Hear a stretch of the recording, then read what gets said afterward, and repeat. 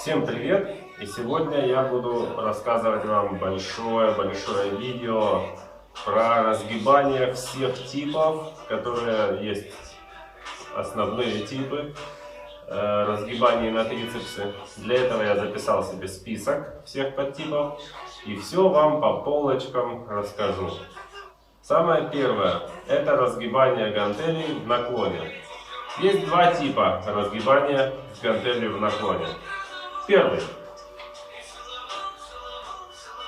Мы упираемся в скамью, допустим, это будет вот так, и разгибаем руку трицепса. Как вы можете видеть, я поднимаю локоть как можно выше, разгибаю руку и сгибаю, просто расслабляя. То есть я не пытаюсь заносить руку специально вверх-вперед, как многие делают. Вот как не надо делать. Вот так делать не нужно. Локоть выше и просто разгибаете его. Чтобы сконцентрировать нагрузку в трицепсе, я отвожу руку немножко в сторону. То есть не просто назад разгибаю, а немного в сторону. Есть второй тип этого упражнения. В наклоне двумя руками, для более опытных спортсменов. Все то же самое, как вы можете видеть. С двух сторон мы разгибаем трицепс одновременно. Можете стоять в наклоне с прогнутой спиной, можете округлить. Неважно, пока небольшой вес, вы можете не думать о том, как у вас стоит поясница. То есть мне, например, как и всем лентяям, это не интересно, я стою как получится, но самое главное, я контролирую руки и свои локти. Разгибание рук с гантелей с фиксацией локтя. Самое простое, что вы можете дать своим ученикам, либо попробовать сами. Вы просто фиксируете локоть под трицепсом. Частая ошибка, люди хватаются за локоть и пытаются вот так фиксировать руку. Это неправильно. Фиксировать руку нужно за головой под локтем. Опускаете полностью, разгибаете тоже полностью. И ваша задача не пускать руку в сторону. То есть вы фиксируете свою руку второй рукой.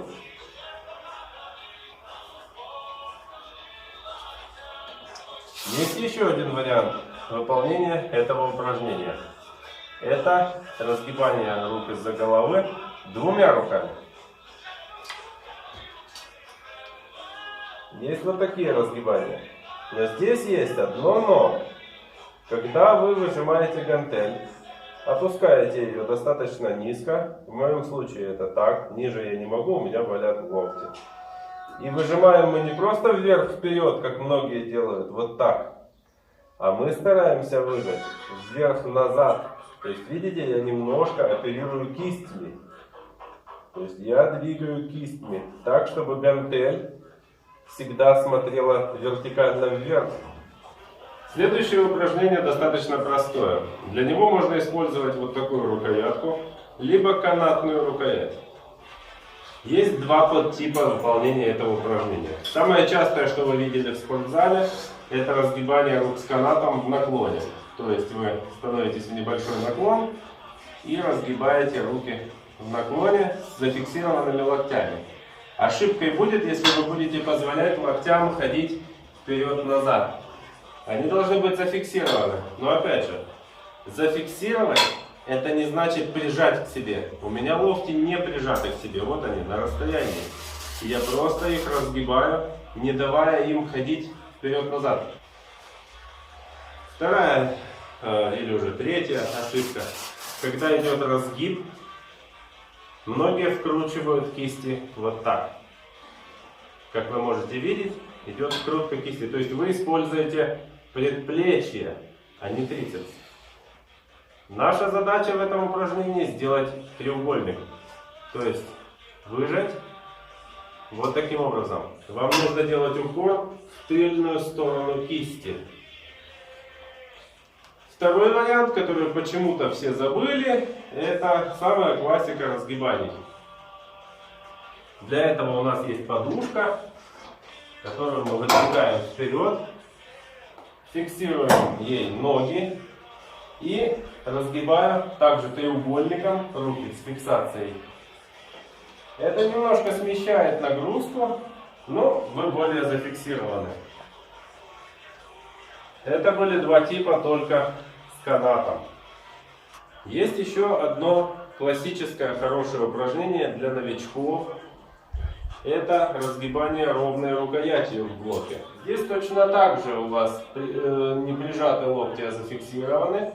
Вы разгибаете ручку вниз и сгибаете, насколько позволяет ваш трицепс. Очень частая ошибка, новички останавливаются на половине движения вверх. Вот это не трицепс, это мастурбация. Поэтому вам нужно растянуть трицепс и сократить трицепс. Растянуть и сжать его. Обратите внимание, как я оперирую кистями. Очень многие просто хватаются за ручку и подгребают ее под себя. Видите, как у меня руки сейчас? Это неправильно. Если вы заметили, я могу даже не держать ручку пальцами. Мои кисти все время смотрят горизонтально. То есть, я оперируя кистями, концентрирую нагрузку на трицепсе.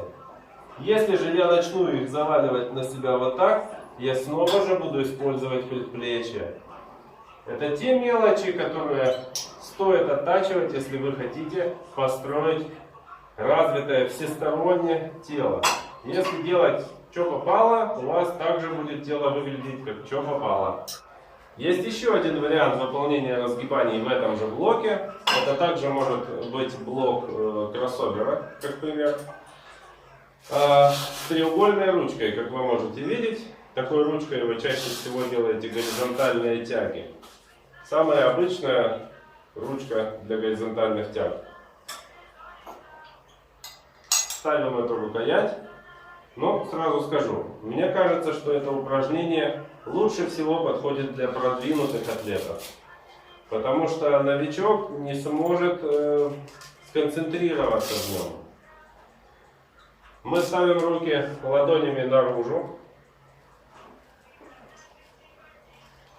И можно даже голову от троса увести немного в сторону и разгибаем. Вся сложность этого упражнения в том, что вам нужно выключить плечи, то есть делать это не вот так, а делать это с изолированным трицепсом. То есть вам не нужно давать плечам помогать вашему трицепсу работать. И в этом вся сложность. Новичок вот это упражнение не сделает абсолютно. Есть еще упражнения для каждой руки. Допустим, вы делали все время двумя руками упражнения на разгибание, нажимы ручек, узким хватом жимы и так далее. И вы замечаете, что у вас одна рука отстает. Это не повод одной рукой тренироваться больше, чем второй. Это повод начать упражнение с раздельной нагрузкой на каждую руку. На левую отдельно, на правую отдельно. И хочешь не хочешь, одна рука начнет примерно догонять вторую по развитию. Разгибание обратным хватом.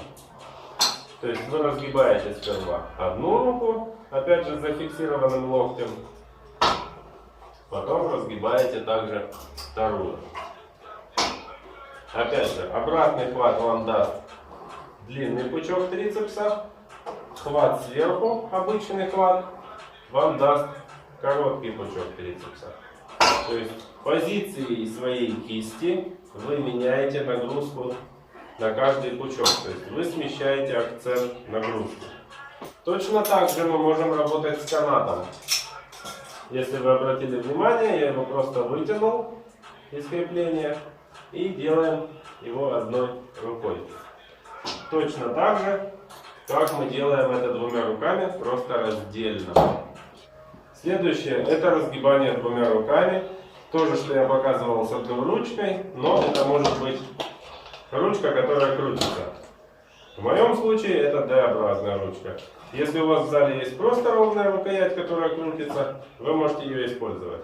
Я просто использую эту рукоять, потому что она прокручивается. Становимся в наклон и разгибаем. Обратный хват, длинный пучок трицепса или обычный хват, короткий пучок трицепса. Есть еще одно упражнение. Это жим каната из-за головы. Чаще всего я его делаю в кроссовере. Чем оно интересно? В этом упражнении нету ощущения усталости постепенно. У вас усталость появляется резко, то есть вас отключает. Делаешь, все, ты не можешь ни разу больше сделать.